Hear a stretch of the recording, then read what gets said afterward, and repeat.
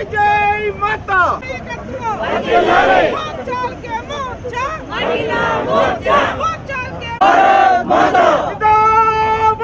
जनता party Bharat माता के भारत माता के जय जय माता भारत माता के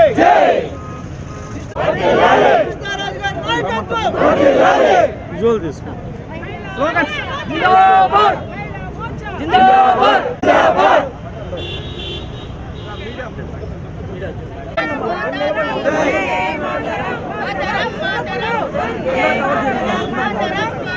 वंदे मातरम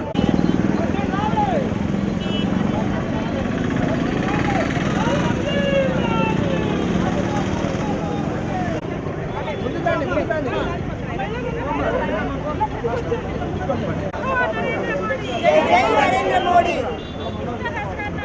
वर्दिल्लाली నిషిధరాజు గారి నాయకత్వం वर्दिल्लाली నిషిధరాజు గారి నాయకత్వం वर्दिल्लाली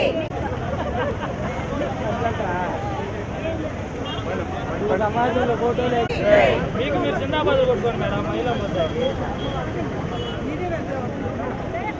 ఎక్కడైనా కలుస్తున్నాయి వాళ్ళ విధానాలు మా విధానాలు ఉంటాయి సార్ మా అజెండాలు వాళ్ళ అజెండాలు ఉంటాయి సార్ మేము ప్రజల పక్షాన ప్రజల కోసం పోరాడతాం సార్ వాళ్ళు హిందుత్వం పనిచేస్తాం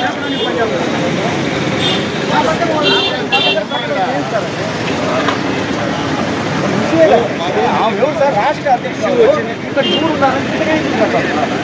అజీరా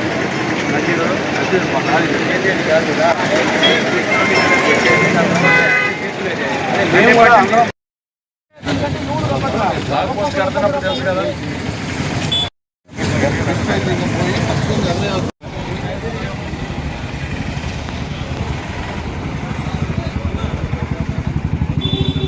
మెయిన్ రోడ్డు అపోలో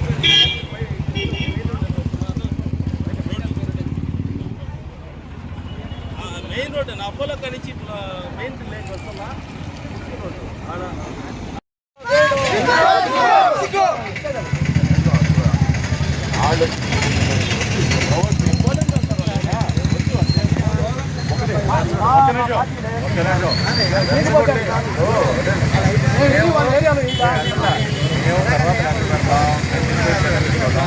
వాళ్ళ దాన్ని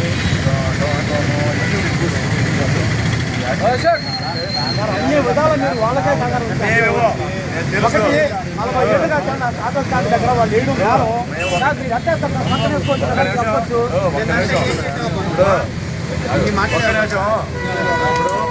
పోలీసు వచ్చి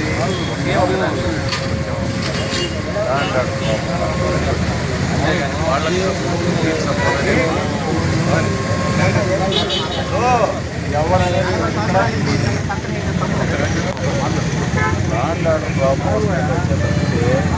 సపోర్ట్ వాళ్ళకి సపోర్ట్ వీళ్ళ సపోర్ట్ దయచేసి ఉండండి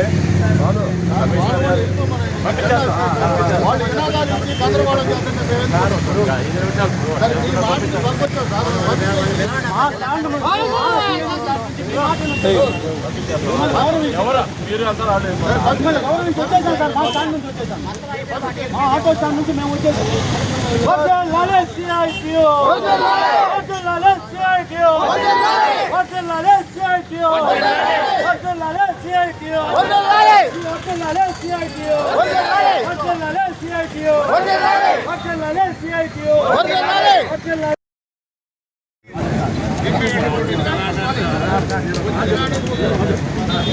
मैं ऑटो बच्चे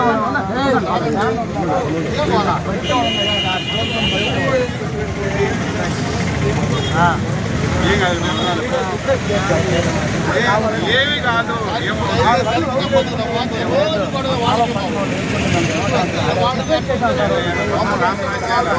ఏమవుతుంది ఏం చేస్తారో చేసుకోండి అన్నారు ఏం చేశారు మీరంటారు